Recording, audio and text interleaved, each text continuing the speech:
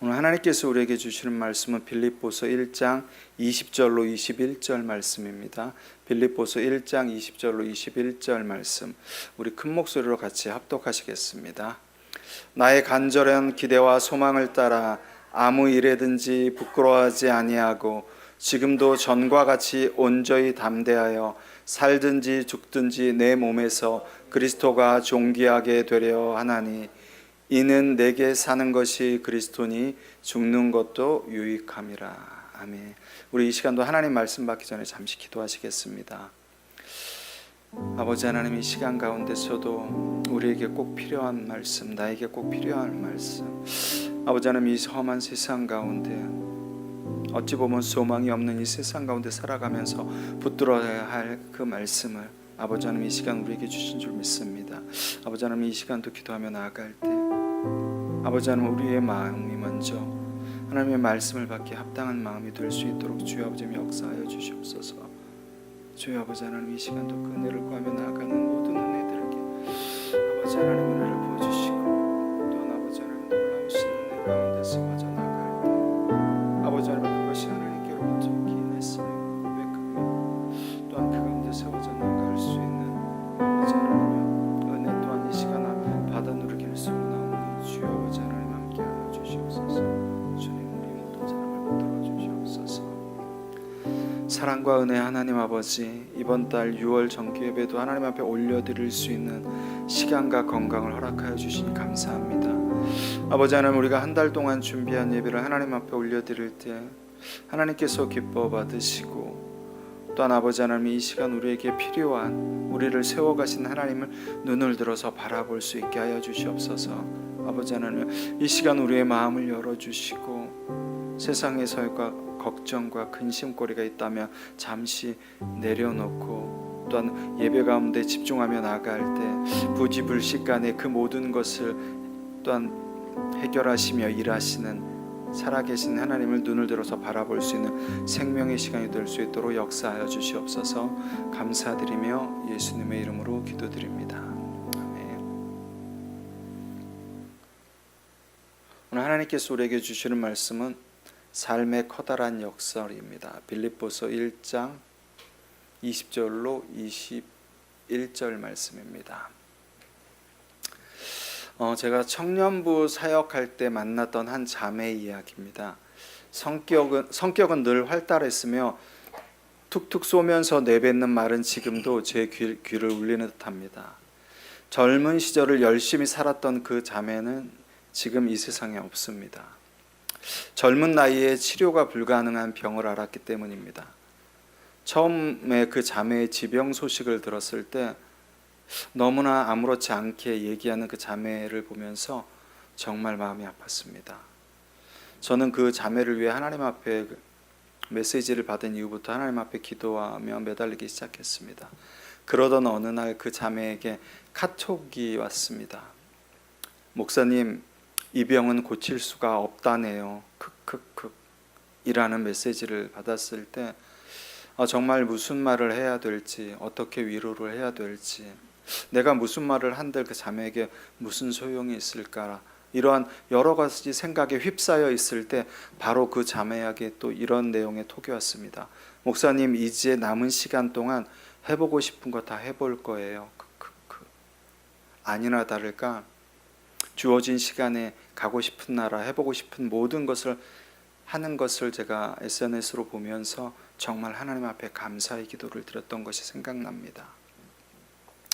여러분, 네덜란드 태생으로 예수의 사제이자 또한 심리학자이자 교수이자 또한 장애인 공동체인 굉장히 유명한 장애인 공동체죠. 데이브레이크에서 남은 여생을 마감한 사람이 있습니다. 바로 여러분들도 너무 잘 아시는 헨리 나우엔입니다. 저는 지난달 그의 저서 중에 죽음 가장 큰 선물이라는 책을 읽었습니다. 내용은 이렇습니다. 죽음을 묵상하고 죽어가는 사람들을 돌보는 일이 인간이 죽음을 가장 잘 맞이할 수 있는 유일한 방법이라고 헨리 나우엔은 그 책을 통해서 얘기하고 있습니다. 여러분, 작년 유엔 인구 통계자료에 의하면 2025년 한 해에 세계에서 사망한 사람이 대략적으로 6,300명이라고 합니다. 6,300명을 여러분 그 하루 평균으로 나누면 17만 명입니다. 그러니까 1초에 2명꼴로 세상을 떠나는 셈이 되는 것입니다. 여러분 우리나라 인구를 대략적으로 5천만 명으로 가정했을 때 작년 한 해 세상을 떠난 사람들이 우리나라 인구보다 훨씬 더 많습니다. 여러분 이쯤 되면 우리 일상에서 가장 흔하게 일어나는 일 가운데 하나가 죽음이라고 해도 과언이 아닐 것입니다. 지금 제가 말씀을 전한 이 순간에도 세계에서는 1초에 2명씩 세계 곳곳에서 죽어나가고 있습니다. 물론 자연사로 인하여서 또한 질병으로 인하여서 전쟁으로 인하여서 이 세상을 떠나는 그 이유는 뭐 여러 가지겠지만 1초에 2명씩 세상을 떠나고 있다는 사실은 다시금 우리가 이 세상을 살아가면서 우리에게 깊이 생각할 수 있는 계기가 될 수 있는 것 같습니다. 우연히 여러분 유튜브를 보다가 하나의 영상을 보게 되었습니다. 그 영상의 내용은 이렇습니다. 어떤 회사원인데 어느 날 갑자기 병원에서 이제 그 뭐 건강검진이나 뭐 진료를 받았겠죠. 어느 날 갑자기 병원에서 통지서를 받았습니다. 그 통지서 내용은 시한부 정해진 당신이 살 날이 정해져 있다는 시한부 통보였습니다. 그 영상의 내용은 그 직장 다니는 사람은 그 시한부 통보를 받고 직장과 집을 전부 다 자기가 사는 고향으로 옮겼습니다. 직장도 관두고. 그러면서 이렇게 되뇌었습니다. 어차피 나에게 정해진 시간이라면 고향에 내려가서 정말 편안하게 살고 싶다고 하면서 고향에 내려가서 살게 됐습니다. 직장도 전부 관두고 내가 일어나고 싶을 때 일어나고 내가 자고 싶을 때 자고 내가 먹고 싶은 거 먹고 동네 사람들이랑 모여서 또한 다가도 하고 또한 이렇게 술도 한 잔씩 하고 그렇게 하루하루를 살아가면서 그 사람이 지낸 시간이 무려 50년이라고 합니다. 아이러니컬하게 그 사람에게 시한부 판정을 내렸던 그 담당 의사가 먼저 죽었다는 내용입니다. 여러분 대부분의 사람들은 정해진 시간에 맞춰서 출근하고 퇴근합니다. 이렇게 짜여진 삶의 스케줄은 우리의 생계라는 이름 앞에 속수무책으로 놓여 있는 것이 우리의 현실입니다. 짜여진 시간에 우리는 싫어도 출근해야 되고 짜여진 시간에 우리는 싫어도 어쨌든 퇴근해야 됩니다.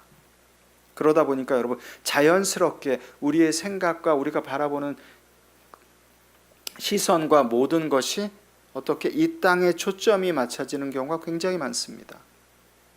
앞에서 제가 말씀드렸듯이 우리 일상에서 가장 흔하게 일어나는 일 중에 하나가 뭐라고요? 죽음인데도 마치 다른 사람의 이야기냐, 나랑은 전혀 상관없는 것처럼 우린 하루하루를 살아갑니다. 여러분 이 시간 잠시 생각해 보시기 바랍니다. 저와 여러분에게 과연 허락된 시간이 몇 년일까요? 아니면 며칠일까요? 이것은 여러분 굉장히 중요한 질문입니다. 우리가 여러분 아무리 먹고 사는 삶의 문제가 중요하다 할지라도 1초에 2명꼴로 여러분 작년 UN 인구자료 통계에 의하면 2명꼴로 세상을 떠나는 이 현실에서 최소한 우리가 죽음에 대해서 준비해야 하는 시간도 반드시 필요하다는 것입니다. 반드시. 드디어 그날이 되었습니다. 예수님께서 제자들과 마지막 식사를 하시려고 마지막 만찬 자리를 준비하십니다. 예수님께서 거기서 제자들과 떡과 잔을 나누시면서 예수님께서 당신이 예루살렘에 올라가서 죽으셔야 될 것을 제자들에게 말씀하십니다. 성경을 통해서 보면 여러분 예수님께서 당신의 죽음에 대해서 얘기하신 것은 한두 번이 아닙니다. 대표적인 게 뭐죠? 베드로가 주는 그리스도의 살아계신 하나님의 아들이라고 고백하자마자 예수님께서 어떻게 예루살렘에 올라가서 죽으셔야 된다고 그랬을 때 어떻게 해요? 그렇게 안 된다고 합니다. 근데 원어상으로는 보면은 베드로가 예수님의 멱살을 잡고 얘기하는 거예요. 절대 그렇게 안 됩니다. 우리들을 이 땅 가운데서 이 왕국 가운데서 우리가 예수님과 함께 왕노릇해야 되는데 그리고 또 제자들과 함께 갈릴리에서 사역하실 때도 어떻게 해요? 인자가 사람의 손에 넘겨질 것이라고 예수님께서 말씀하셨습니다. 예수님은 계속해서 당신의 죽음에 대해서 말씀하시고 암시하셨는데도 제자들은 당장 눈앞에 보이는 여러분 삶에 갇혀서 이거 굉장히 중요합니다. 우리가 살아가다 보면 여러분 하루하루 쳇바퀴 도는 인생 가운데서 나도 모르게 어떤 다른 사람의 타의에 의해서가 아니라 내 스스로 그 삶의 스케줄의 쳇바퀴 안에 갇히는 경우가 굉장히 많습니다. 마찬가지입니다. 예수님께서는 계속해서 당신의 죽음에 대해서 말씀하셨는데도 제자들은 그 삶에 갇혀서 당장 누가 큰지만 그 자리에서 다투고 서로 싸우고, 그 다음에 이 땅 가운데서 성공과 서열에만 오로지 초점이 맞춰져 있었습니다. 여러분, 오늘 본문은 빌립보서입니다. 에빌골몬이죠. 바울 서신 4개 중에 옥중 서신이라고 합니다. 이 빌립보서는 여러분 오늘 본문은 바울이 참수형을 당한 얼마 남겨놓은 시간이 얼마 남지 않은 시점에서 빌립보 성도들에게 쓴 편지입니다. 죽음을 앞둔 바울은 편지를 통해서 오늘 본문 말씀에도 나와 있지만 자신이 간절히 기대하고 바라는 소망이 2가지가 있다고 말합니다. 2가지가. 첫째는 부끄러워하지 아니하는 것이 첫 번째 소망이라고 합니다. 여기서 부끄러워하지 아니하다는 것은 우리가 그 개역개정에 우리가 늘 알고 있는 그런 부끄러움이 아니라 낙심하지 않는다는 뜻입니다. 첫 번째 소망은 낙심하지 않는다는 것입니다. 무엇으로 인하여서 지금 이제 빌립보 서를 쓰면서 옥중에 갇혀 있는데 참수형을 당할 날이 얼마 남지 않았어요. 내가 이제 곧 참수형을 당해서 죽는구나. 그 죽음의 그림자가 매일 하루하루씩 다가올 때 그것으로 인하여서 낙심하지 않도록 끝까지 예수 그리스도를 붙들 수 있도록, 그것이 바울이 빌립보서를 쓰면서 감옥에서 가진 첫 번째 소망이라고 얘기합니다. 첫 번째 소망. 그리고 바울은 2번째 소망이 뭐냐면 그 첫 번째 소망으로 인하여서 어떻게 예수 그리스도가 존귀케 되는 것. 첫 번째 소망으로 인하여서 내가 참수형 당하는 것을 좀 하나님께서 기가 막히게 좀 면하게 해주시지, 없었던 일로 내가 참수형 당하지 않게 만들어 주시지.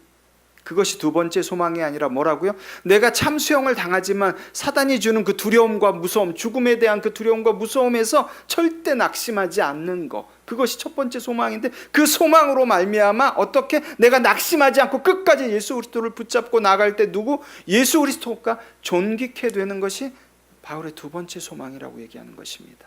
여러분, 가만히 생각해 보십시오. 바울이 지금 집에 있습니까? 감옥에 있습니다.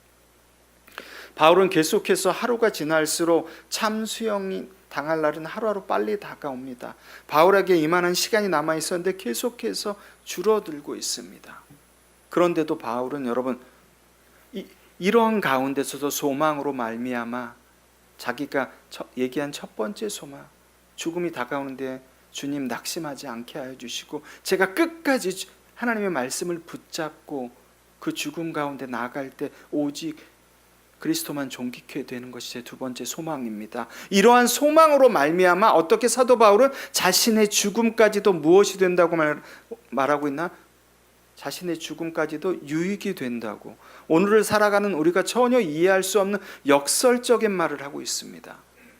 자신이 그렇게 처참하게 정말 개보다도 더 심하게 죽어가는데도 그것이 어떻게? 자신에게 유익이 된다고 역설적으로 얘기하는 것입니다. 바울이 어떻게 이렇게 얘기할 수 있었을까요? 여러분, 조금 있으면 이제 수련회입니다. 우리 한국교회에서 여러분 수련회는 굉장히 중요한, 각자 개인 신앙과 교회 또한 어떤 그 신앙이 굉장히 중요한, 그 어떻게 보면 터닝 포인트고 굉장히 중요한 시기입니다. 여러분, 여기서 저나 여러분들이나 교회 학교를 다니면서 어렸을 때부터 지금까지 성장하면서 수련회 때 예수님을 인격적으로 만나지 못한 분이 있을까요? 성령 하나님의 임재하심을 느끼지 못한 분이 있을까요? 저는 없다고 생각합니다.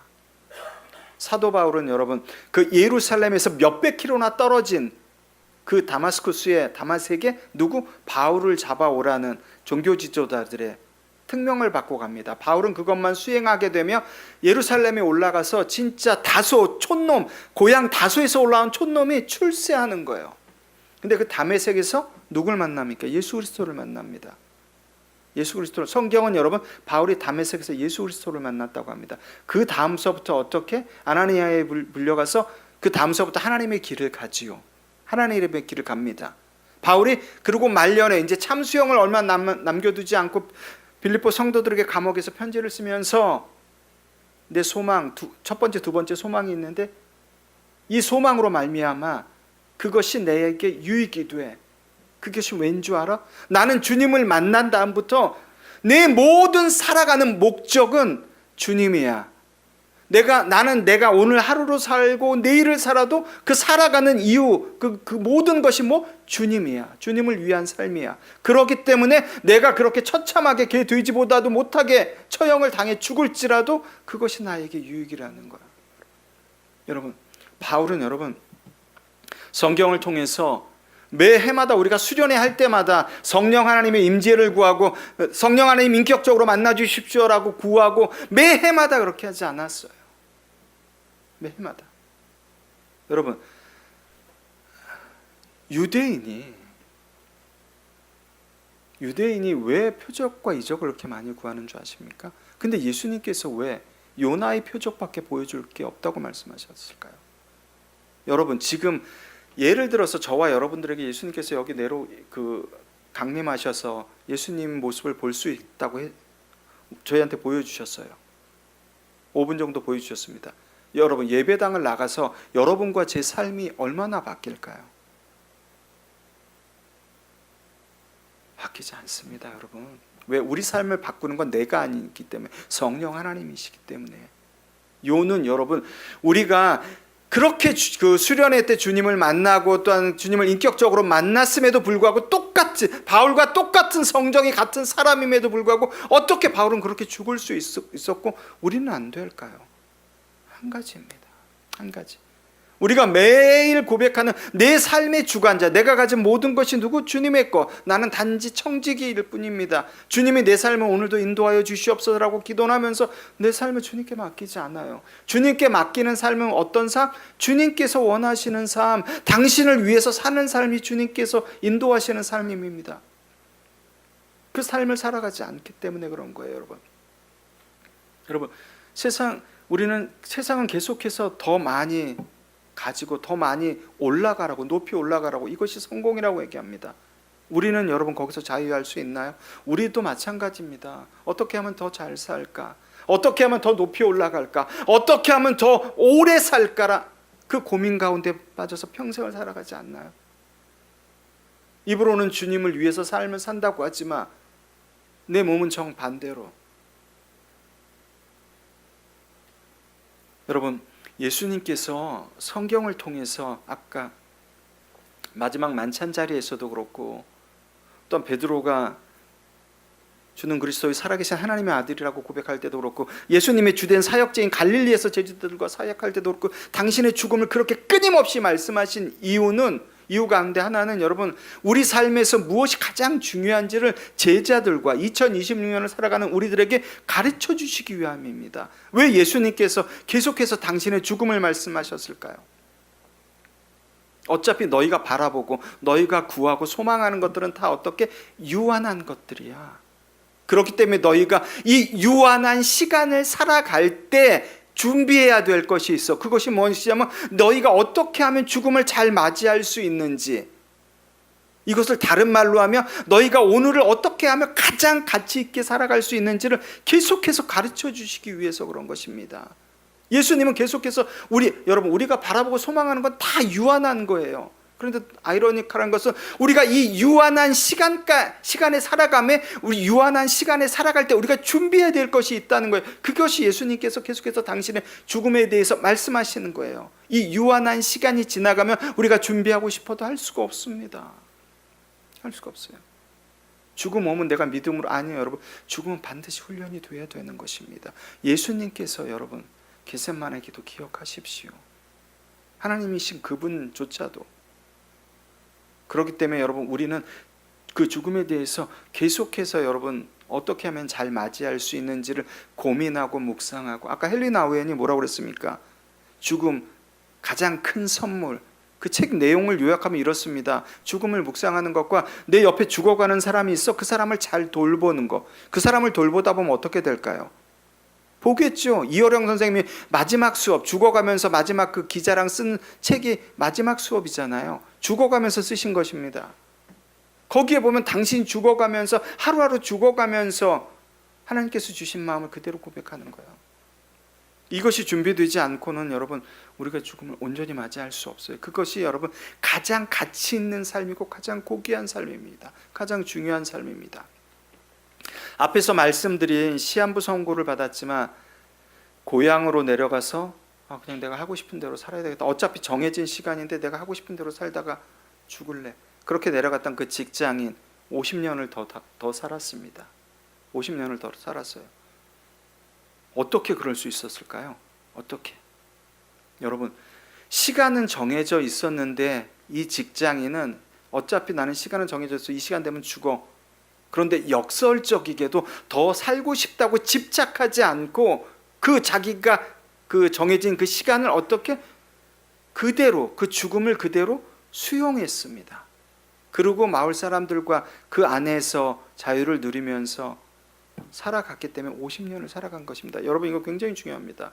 스위스 출신의 정신과 의사 여러분도 들어보셨을 것입니다. 엘리자베스 퀴블러-로스라고 임종 환자들에 대해서 연구한 정신학과 의사입니다. 이분은 기독교 신자가 아니에요. 기독교 신자가 아닙니다. 이 엘리자베스 퀴블러-로스가 죽어가는 사람들의 임종을 관찰한 결과 5가지로 결론을 냈습니다. 5단계. 분노하고 저주하고 그 다음에 맨 마지막에 어떻게 수용하는 것입니다. 모든 걸 수용하는 단계가 마지막 단계라고 합니다. 그런데 이 직장인은 제가 유튜브를 본 이 직장인은 자기가 시한부 인생이라고 결론이 나자 그 죽음을 그대로 수용했습니다.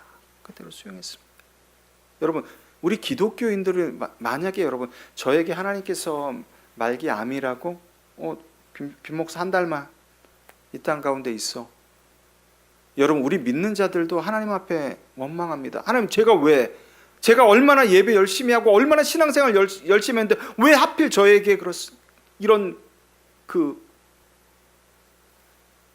시한부 인생을 주십니까? 라고 하나님 분노하고 원망하지 않겠습니까? 하나님 분노하고 원망하고 계속해서 하나님 앞에 불평불만하고 온갖 저주를 다 쏟아내고 하나님께서 응답하시지 않으면 어떡하죠? 기독교인들 타협합니다. 거기서 가장 많이 쓰는 게 히스기야 기도죠. 15년 하나님께서 생명 영접시켜 주신 거 전혀 그 뜻과 상관없는데 타협해. 하나님 이렇게 해주시면 이렇게 할게요. 이렇게 해주시면 이렇게 할게요. 그러다가 안 되면 나중에 포기하고 그 다음에 수용하는 것입니다. 그게 맨 마지막 단계라고 엘리자베스 퀴블러-로스가 얘기하는 것입니다. 우리가 죽음을 수용할 때 우리가 얼마나 마음의 평안을 얻을 수 있고 얼마나 그 마음의 그 안정을 누릴 수 있는지를 얘기를 하는 것입니다. 여러분 그리고 또 앞에서 제가 말씀드렸던 암으로 세상을 떠난 그 자매 남은 시간 동안 해보고 싶은 거 다 해볼게요 이라는 메시지를 보낸 그 자매 고백처럼 죽음을 여러분 두려워하지 않고 바르게 마주하고 또한 그것에 대해서 준비해 온 사람만이 오늘이란 시간을 가장 밀도 있게 가장 귀하게 가장 아름답게 살아간 사람이라는 걸 여러분 반드시 기억하시기 바랍니다. 지난달 여러분들 너무나도 잘 아시죠? 유재석에 나오는 유퀴즈 온 더 블럭에 보면 특별한 손님이 나왔습니다. 서울대 의대 명예교수인 정현채 교수라고 나왔습니다. 20년간 죽음학을 강의하신 우리나라 학자분이에요. 이분도 기독교인이 아닙니다. 이분은 내과 의사로서 수많은 죽어가는 사람들을 목격했습니다. 수많은 생명들을. 그런데 정작 자기가 이제 나이가 먹어서 죽어가니까 그 죽음에 대해서 두렵고 무서워서 불면증까지 앓았다고 합니다. 공포 가운데서. 그래서 이 정현채 교수가 그러면 죽음에 대해서 한번 연구를 해보자 하면서 연구한 것이 죽음학 강의를 하게 된 것이라고 합니다. 그리고 깨닫게 되었답니다. 죽음이 끝이 아니구나라는 것을 깨닫게 되었다는 거예요. 자기는 하나님을 믿는 자는 아니지만 죽음이 끝이 아니라는 것을 깨닫게 됐다는 거예요. 죽음 뒤에 반드시 뭔가가 있다는 것입니다. 여러분 생각해 보십시오.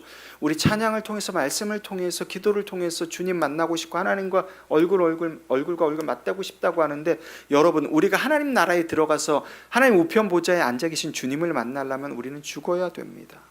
죽어야지만 가능한 거예요. 하나님과 얼굴을 맞대고 하나님을 볼 수 있으려면은 어떻게? 그 나라에 들어가는 출입문을 열고 들어가야 돼요. 그 출입문이 뭐? 죽음입니다. 문을 열지 않고 어떻게 들어가요? 그 출입문이 바로 죽음입니다. 그렇기 때문에 여러분, 죽음은 단순히 이 땅 가운데에서 내 코끝에서 호흡이 멈추는, 이 땅 가운데 삶이 끝나는 마지막이 아니라 새로운 하늘의 삶이 새롭게 시작되는 출발점이라는 걸 반드시 기억하셔야 돼요. 그렇기 때문에 예수님의 죽음은 우리가 죽음을 어떻게 맞이해야 될지, 어떻게 살아가야 되는지 2026년을 살아가는 저희들에게 오늘 이 부족한 종을 통해서 말씀해 주시고 계신 것입니다. 여러분, 예수님은 누구를 위해 죽으셨나요? 우리들, 다른 사람들을 위해 죽으셨습니다. 여러분, 이것은 우리가 왜 예수를 믿어야 되는지, 여러분, 청년부, 제가 동서중앙교회에서도 그렇고 청년부 사역할 때도 그렇고, 왜 예수님만이 유일한 구원자가 되시나요? 부처 또 알라는 안 되나요? 왜 예수님만이 유일한 구원자가 되셔야 되나요? 여러분, 그 답은 제가 지금 말씀드린 거, 예수님께서 누구? 다른 사람을 위해 죽으셨기 때문에. 쉽게 말씀드리면 이 세상에 어떤 신도 다른 사람을 위해서 그 신이 손수 그 사람들의 죄를 대신하기 위해서 죽은 신은 아무도 없습니다. 우리 예수님 밖에는. 우리 예수님께서는 우리의 모든 죄를 대속하시기 위해서 어떻게 십자가에서 죽으셨습니다. 그렇기 때문에 예수님만이 유일한 우리의 구원자가 되실 수 있는 이유가 바로 그것입니다. 다른 사람들을 위해서 죽으셨기 때문에. 그렇기 때문에 주님을 쫓아가는 우리 또한 어떻게 다른 사람들을 위해서 여러분 죽어야 되는 것입니다. 어떻게 죽을까요? 예수님처럼 십자가에 못 박혀서? 아니요. 날마다 예수 그리스도 안에서 내 자신을 죽여나가는 것입니다. 날마다 예수 그리스도 안에서 내 자신을 죽여나갈 때 나로 인하여서 주변이 행복해지고, 나로 인하여서 주변 사람들이 또 화목해지고, 나로 인하여서 주변이 감사가 넘쳐나게 되는 것입니다. 그것이 예수님께서 우리를 구원해 주신 목적이잖아요. 그것이 예수님께서 우리를 구원해 주신 목적입니다. 날마다 사도 바울처럼 여러분, 날마다 예수 그리스도 안에서 내 자신을 죽이는 일은 여러분 단 하루라도 멈추시면 안 되는 것입니다. 날마다 그 작업을 하셔야지만 우리 주님이 가신 그 길을 따라갈 수 있으며, 또한 거기에다가 우리의 육신도 우리의 육신도 죽는다는 것을 여러분들이 반드시 기억하셔야 됩니다. 반드시 기억하셔야 돼요. 앞부분에서 여러분 한 자매님의 이야기를 말씀드렸죠. 그 자매님을 생각하면 지금도 마음이 감사로 채워지는 이유가 있습니다. 이 설교문을 쓰다가도 그것은 그 자매가 얼마나 성공했는지, 얼마나 좋은 직장을 다녔는지, 얼마나 돈을 많이 벌었는지 그런 조건 때문이 아닙니다. 그 자매가 굉장히 열심히 살아온 그 자매의 삶을 알기 때문에, 그리고 부족하지만 그 병을 처음 진단받고 카톡을 줘서, 평소에는 저한테 툭툭 쏘던 자매였었는데 목사님 말씀 좀 이렇게 보내주세요라고 툭 내던지고 왜 이유를 물어봤는데 그것을 저한테 얘기를 해주는 거예요. 그리고 그 말씀을 붙잡고 몇 달을 살아간 것입니다. 그러다가 하나님 나라에 간 것입니다. 여러분, 그 자매가 비록 짧은 시간이지만 하나님 앞에서 열심히 말씀을 붙잡고 살아온 그냥 자매, 또한 툭툭 내뱉었지만 그 말 속에 담겨있는 따뜻함, 그 다음에 정말로 죽음을 딱 시한부 선고를 받고도, 죽음을 앞두고도 목사님 저 이제 남은 시간 동안 해볼 거 다 해볼 거예요 크크크 하면서 정말로 해볼 걸 다 해보고 하나님 나라에 들어간 그 자매의 담대한 믿음, 이 모든 열매 때문에 제가 오늘도 감사할 수 있는 이유가 되는 것입니다. 저도 목사이지만 여러분, 목사이지만 때로는 어떤 삶의 무게, 어떤 신앙적인 또한 문제, 또한 사람과 사람을 만나다 보면 또한 그들에게서 겪는 아픔 같은 거, 모든 것이 5만 가지가 제 안에 쌓여 있을 때가 있습니다. 그러다 보면 저도 축 처질 때가 있습니다. 이 말씀을 준비하면서 그 자매를 통해서 다시금 내가 감사를 회복하고 다시금 또한 신앙으로 나갈 수 있기에 제가 감사의 고백을 이 설교를 통해서 할 수 있는 것입니다. 여러분, 사람들은 저와 여러분이 얼마나 부자로 살았는지, 얼마나 좋은 대학을 나왔는지, 얼마나 높은 직분과 직함을 가졌는지 기억하지 않습니다. 사람들이 기억하는 것은 내가 얼마나 따뜻한 사람으로 주님의 사랑을 전하면서 다른 사람들과의 관계 가운데서 나보다 남을 더 낮게 여기며 살아왔는지 그 열매를 기억합니다. 다른 말로 말씀드리면 내 존재를 기억하는 것입니다. 제가 지금 하나님 나라에 가서 하나님 우편보좌에 앉아있는 그 자매로 인하여서 제가 다시금 이 설교를 준비하면서 감사의 고백과 제 신앙이 다시금 회복된 이유, 다시 하나님 앞으로 나갈 수 있는 이유가 바로 그것입니다. 내가 어떤 존재로 이 땅 가운데서 살았느냐는 굉장히 중요한 것입니다. 그러나 그 내가 어떤 존재로 살았나 그 이전에 그보다 훨씬 더 중요한 게 있습니다. 제가 아까도 말씀드린 역설인데 우리가 하나님의 말씀대로 살아야 되는 궁극적인 이유는 우리가 하나님의 말씀대로 읽고 하나님 말씀대로 늘 살아가길 소원하지만 그렇게 살아가야 되는 궁극적인 이유는 우리가 이 땅 가운데서 성공하고 우리가 이 땅 가운데서 또한 좀 평안한 삶을 누리고 어떤 안위적인 삶을 누리는 것도 있지만 그보다도 훨씬 더 중요한 것은 여러분 우리가 하나님 앞에 서는 그날을 준비하기 위해서입니다. 궁극적으로 우리가 하나님 말씀대로 살아가야 되는 이유는 나의 어떤 부귀영화와 신앙 이런 거 다 떠나서 내가 하나님 앞에 가는 그날 서는 그날을 온전히 준비하기 위해서 하나님의 말씀대로 살아야 되는 것입니다. 그러니까 하나님의 말씀대로 사는 것은 여러분 절대 하나님을 위해서 그런 게 아니에요. 하나님의 말씀대로 살아가야 되는 이유는 이 김병문 목사를 위해서 여러분을 위해서입니다. 하나님 앞에 설 때 우리가 어느 쪽으로 양과 염소 중에 어느 쪽으로 나누어질지는 아무도 모르는 거예요. 결국 우리가 말씀대로 살아야 되는 거 하나님께서 계속해서 당신의 말씀대로 살라고 계속해서 교회를 통해서 목회자들을 통해서 선포하시는 이유는 누구? 교회를 위해서 목회자를 위해서 아니 각 사람을 위해서. 내가 코끝에서 호흡이 멈춰 하나님의 섰을 때 어느 쪽으로 가야 되는지 그날을 준비시키시기 위해서 끊임없이 말씀대로 살아가라고 하는 것입니다. 그러기에 여러분 우리가 오늘도 말씀대로 살아가면서 죽음을 묵상하고 또한 죽음을 준비하는 삶을 살아갔다면 그 사람이 이 세상 가운데서 오늘 하루를 가장 값지게 가장 귀하게 살아간 사람이라는 것을 반드시 기억하시기 바랍니다. 사탄은 계속해서 여러분 우리에게 죽음이라는 무서움과 두려움을 줍니다. 그러나 여러분 우리는 하나님의 자녀입니다. 죽음을 누가 이기셨죠? 우리 주님께서 죽음을 이기셨습니다. 그 주님께서 우리와 함께 하십니다. 요한복음 8장 51절 말씀입니다. 진실로 진실로 너희에게 이르노니 사람이 내 말을 지키면 영원히 죽음을 보지 아니하리라. 아멘. 이단들이 하나님의 교회에서 이단들이 쓰는 그 구절 중에 하나입니다. 여러분 진실로 진실로 너희에게 이르노니 사람이 내 말을 지키면 그러니까 말씀대로 살면 영원히 죽음을 보지 아니하리라. 여러분 우리가 하나님 말씀대로 살면 영원히 죽지 않나요? 여러분 저 말씀은 우리가 하나님의 말씀을 지켜서 살면은 이 땅 가운데서 불로장생한다는 얘기가 아닙니다. 진시황처럼 불로장생에 꽂혀서 불로장생한다는 얘기가 아닙니다. 죄의 싹은 뭡니까? 사망입니다. 그건 하나님께서 말씀하셨어요. 아담이 범죄 이후 태어나는 모든 아기들은 모두 다 죄인입니다. 죄의 싹은 사망이기 때문에 이 세상에 어떤 누구도 죽음을 피해갈 수는 없어요. 그럼 죽습니다. 그럼 저 얘기는 틀린 건가요? 아니요. 저기 그 요한 사도가 얘기한 것은 여러분 영원히 죽지 아니하리라는 것은 우리가 육체적으로는 죽으나 죽음의 형벌을 받지 않는다는 거예요. 쉽게 얘기하면 지옥에 가지 않는다는 것입니다. 영원히 지옥에 가지 않는다는 그 지옥을 경험하지 않는다는 거예요. 우리 육신적으로는 다 죽습니다. 그렇지만 죽음의 형벌인 지옥은 경험하지 않게 될 거야 라는 말씀입니다. 어떻게?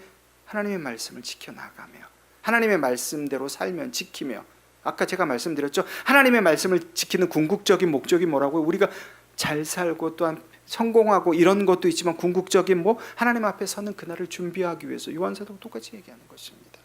내 말을 지키면 어떻게? 죽음의 형벌을 면하게 경험하지 않게 될 거야라고 얘기하는 것입니다. 여러분 우리가 하나님의 말씀을 성경 통독하고 우리가 말씀 암송하고 우리가 설교 시간에 집중해서 듣는 것은 여러분 궁극적으로는 다른 사람을 위해서, 그런 엄마를 위해서, 아빠를 위해서, 공동체를 위해서, 아니요, 여러분 자신을 위해서 그렇게 하셔야 되는 것입니다. 여러분 자신을 위해서. 궁극적으로 죽음의 형벌을 받을 때는 부모도 구해줄 수 없고, 아내도 구해줄 수 없고, 남편도 구해줄 수 없고, 오로지 하나님과의 나의 관계 안에서 해결돼야 되는 문제입니다.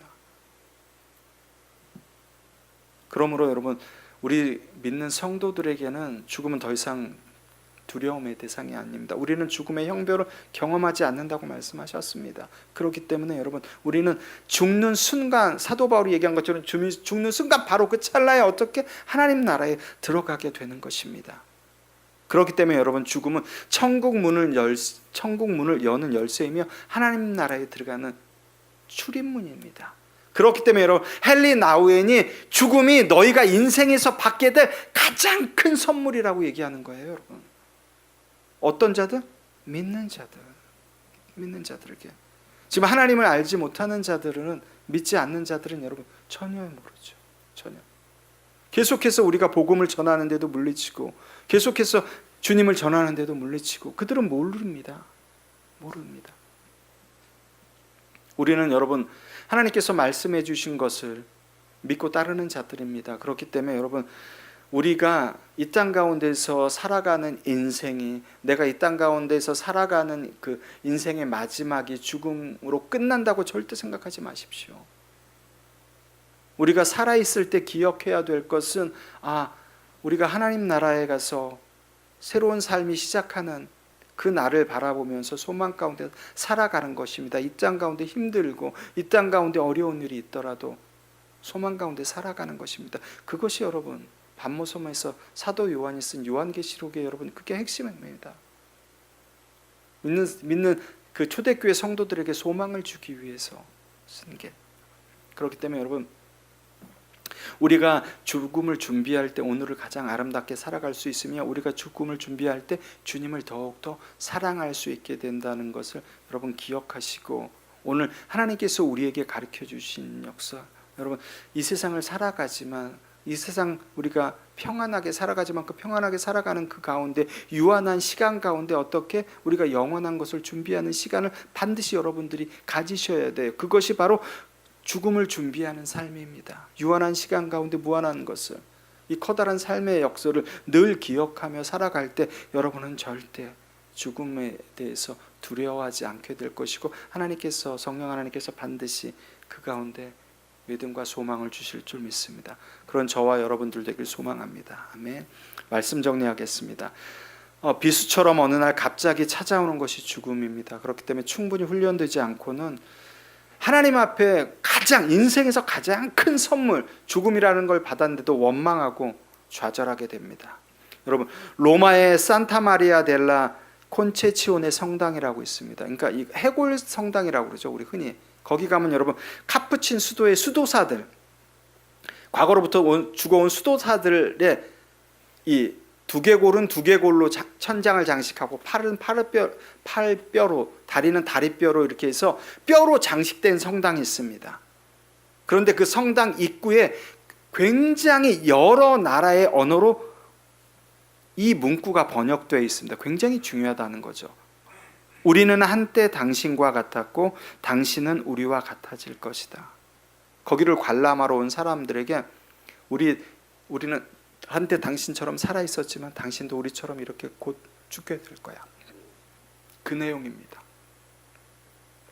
여러분, 우리는 유한한 시간을 살아간다는 것을 반드시 기억하시기 바랍니다. 어떻게 보면 시한부적인 시간을 살아가요. 사도 바울처럼 그 감옥에 갇혀서. 그렇지만 여러분, 사도 바울은 두려워하지 않았습니다.